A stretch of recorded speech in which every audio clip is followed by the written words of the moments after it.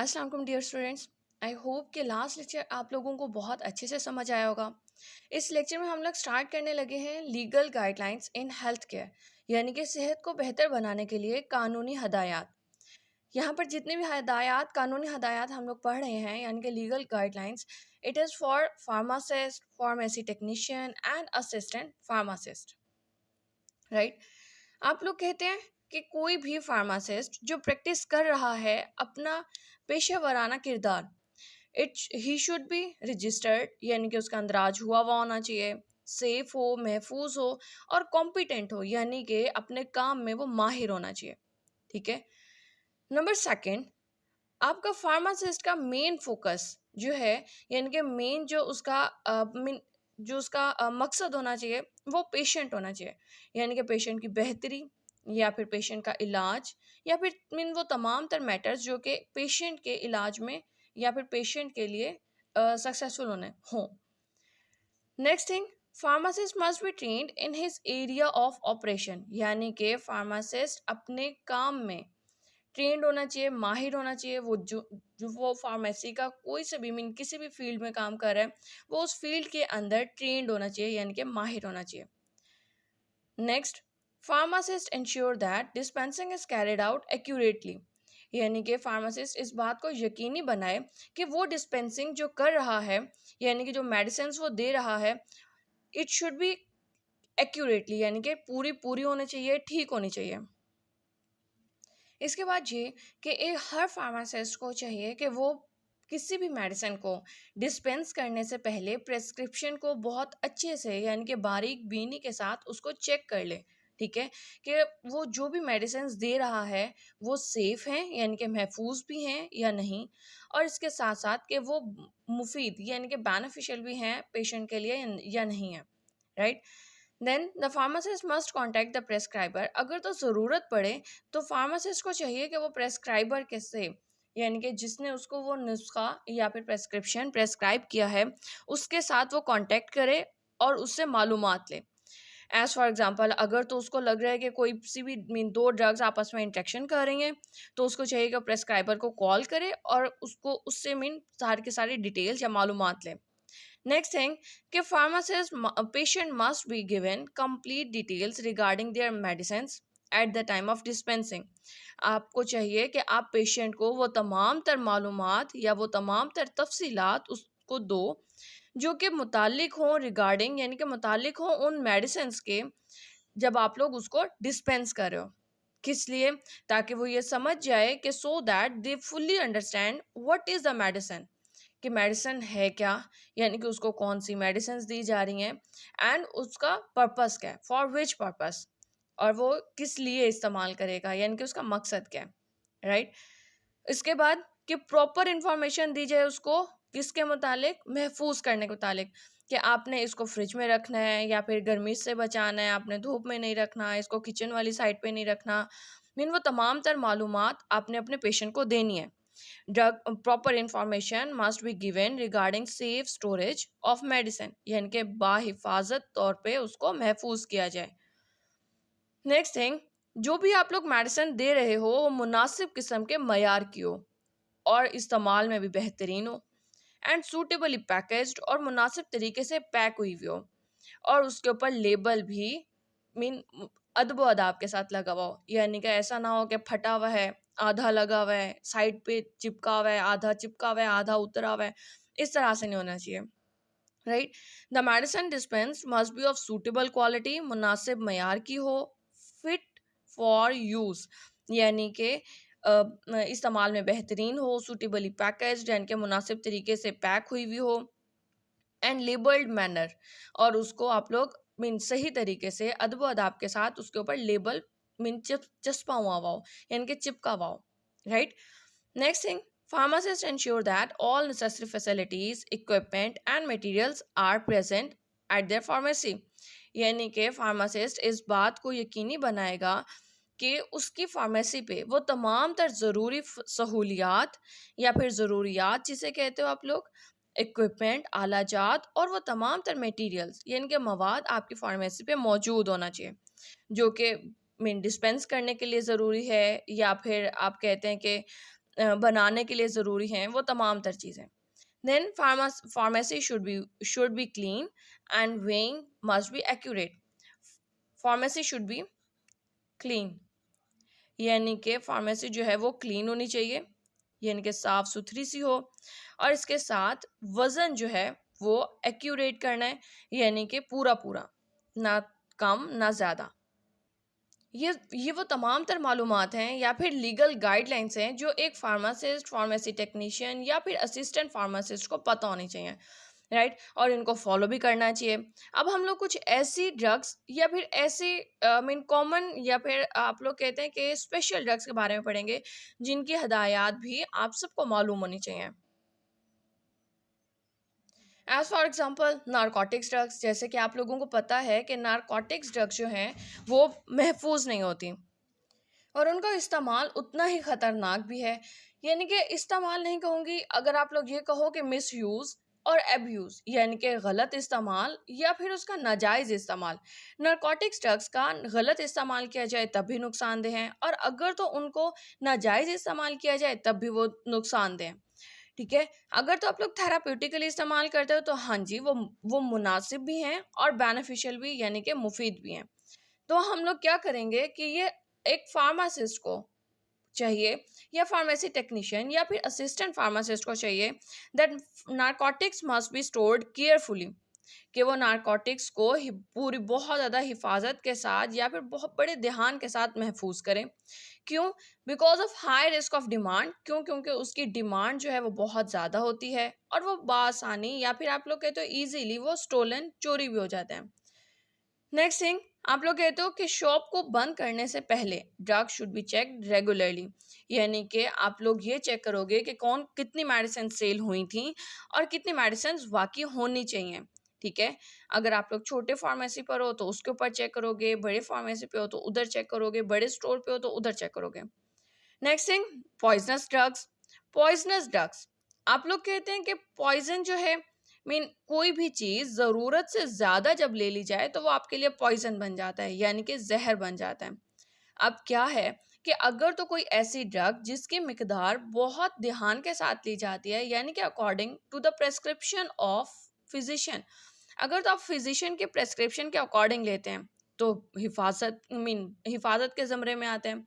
लेकिन अगर तो आप लोग उसकी उसकी डोज, यानी कि उसकी खुराक को ज़रूरत से ज़्यादा बढ़ा देते हैं या फिर आप लोग उसका गलत इस्तेमाल करते हैं, यानी कि मिसयूज या फिर अब्यूज़ उसको करते हैं, यानी कि नाजायज़ इस्तेमाल करते हैं, तो ऐसी ड्रग्स आपके लिए पॉइजन बन जाएंगी, यानी कि जहर बन जाएंगी।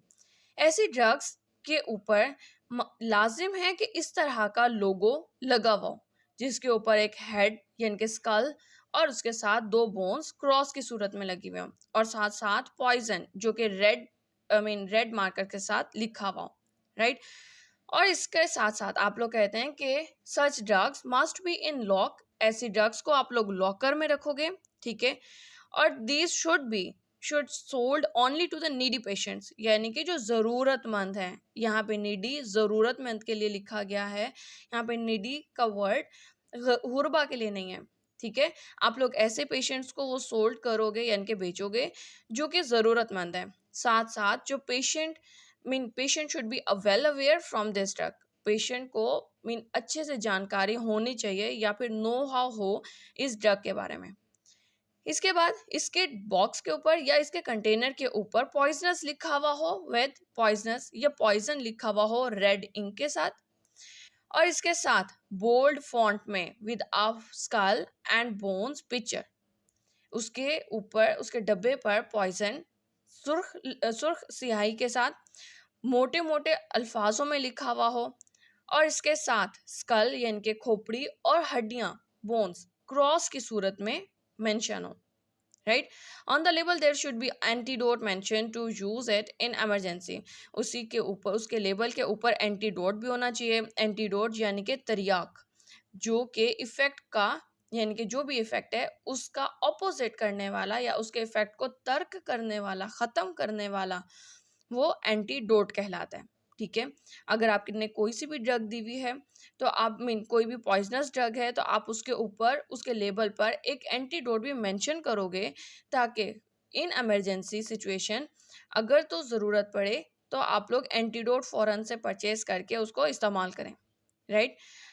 और इसके साथ सेल्स रजिस्टर भी मस्ट बी मेंटेन करना चाहिए, बरकरार रखना चाहिए। किसके लिए? कि आपने कौन कौन सी ड्रग्स सेल की हैं, और उसके साथ कि किसने आपसे परचेज की थी, राइट, किसने आपसे खरीदी थी।